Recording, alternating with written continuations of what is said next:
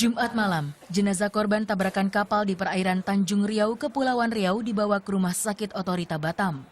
Jais yang berencana hendak berobat ke Sekupang, Batam, tewas saat kapal yang ditumpanginya bersama 7 orang lainnya ditabrak sebuah speedboat. Korban tewas lainnya adalah Ahwat yang merupakan ipar dari Jais.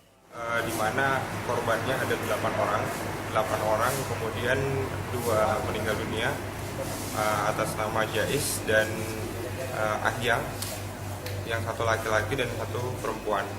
Dan saat ini masih ada 2 yang mengalami kritis. Sementara 4 korban luka lainnya dibawa ke Rumah Sakit Awal Bros. Sebelumnya, kapal kayu yang ditumpangi warga Pulau Seraya ditabrak oleh sebuah speedboat di perairan Tanjung Riau. Diduga, speedboat ini membawa rokok-rokok hasil selundupan. Petrus Turnip melaporkan untuk NET.